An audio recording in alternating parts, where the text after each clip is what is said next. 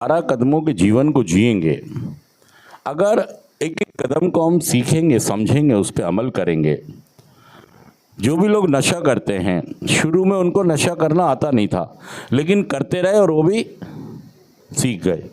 पन्नी कैसे करनी है, गिलास कैसे करना है, सोडा कितना मिलाना है, पानी कितना मिलाना है, किसको कितनी पिलानी है, कहाँ से खरीदनी है, कौन सी वाली खरीदनी है, सब पता चल गया। पहले नहीं पता था। ऐसे ही जब हम रिकवरी में आते हैं, नशा मुक्त होते हैं, तो हमें कुछ मालूम नहीं होता है, तो हमें सिखाने वाले हमारे सीनियर लोग हमको बताते हैं कि ऐसे करो, ऐसे करो, ऐसे करो। हमारे यहाँ 12 कदमों का कार्यक्रम चलता है, जो पूरे विश्व के अंदर नशा मुक्ति के लिए सबसे ज़्यादा अगर रिकवरियाँ निकलती हैं तो 12 कदमों के प्रोग्राम से निकलती हैं।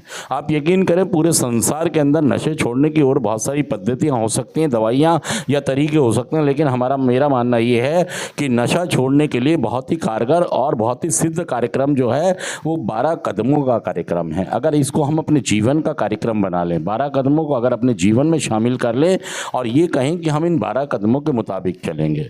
दोस्तों, असल में 12 कदमों पे हमें इसलिए चलना है कि हम एक खास बीमारी से पीड़ित हैं और इस बीमारी का कोई जाना हुआ इलाज है नहीं, इसलिए हमें ये समझना होगा कि हमारी बीमारी किस तरह की है। अगर हमने अपनी बीमारी को समझ लिया तो हम ये भी समझ पाएंगे कि हमें 12 कदमों का अपनी ज़िंदगी में इस्तेमाल कैसे करना और कैसे आगे बढ़ना है। अगर आपने 12 कदमों को समझ लिया, जिसमें पहला कदम कहता है स्वीकार करो, दूसरा कदम कहता है विश्वास करो, तीसरा कदम कहता है सरेंडर करो, चौथा कदम कहता है खोजपूर्ण सूची बनाओ और पांचवा कदम कहता है हमने अपने गलतियों का सही स्वरूप अपने सामने, अब किसी अन्य व्यक्ति के और ईश्वर के, अपनी समझ के ईश्वर के सामने कबूल किया।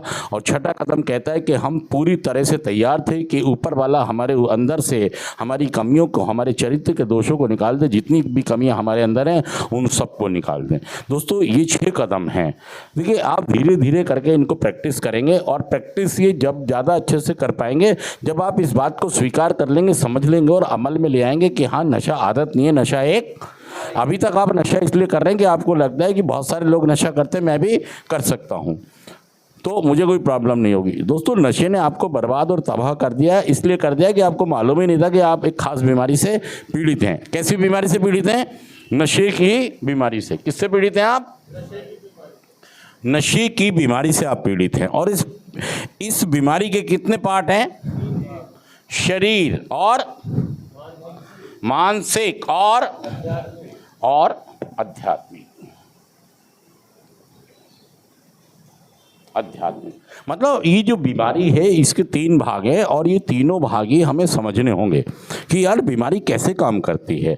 बीमारी हमको ठीक होने क्यों नहीं देती? जितने भी लोग यहाँ पर बैठे हैं, आपने देखा होगा कि हम छोड़ते तो हैं नशा, हम 1 महीने, 2 महीने, 3 महीने, 6 महीने, 4 महीने, 6 महीने, साल, 2 साल छोड़ देते हैं, लेकिन दोबारा फिर शुरू हो जाते हैं। वो इसीलिए हो जाते हैं कि हमने अपनी बीमारी को नहीं समझा है।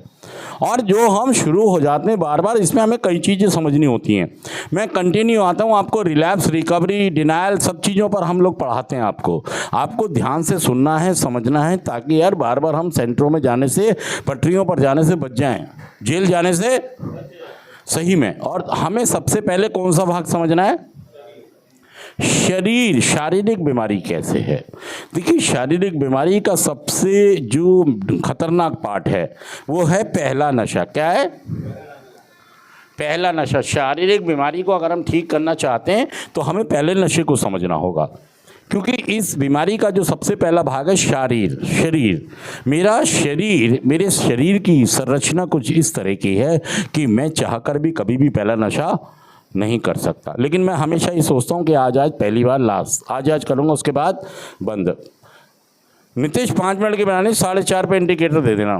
तो मुझे शरीर को अगर समझना है तो शरीर का ये है कि शारीरिक भाग इसका ये है कि अगर मैं पहले नशे से बचा रहा तो मेरे अंदर नशे का समुंदर कभी भी, लेकिन इसके उल्टा करता हूं मैं, ये कहता हूं आज पीऊंगा, थोड़ी सी पीऊंगा, ये वाला नहीं, ये वाला पीऊंगा। हमें पहले नशे को क्या करना होगा? स्टॉप। जब हम पहला नशा स्टॉप करते हैं तो हम छोड़ते तो हैं, लेकिन हमारा मानसिक भाग बहुत ज़्यादा एक्टिव हो जाता है। हमारे कैरेक्टर डिफेक्ट्स हम पे बहुत सारे हावी हो जाते हैं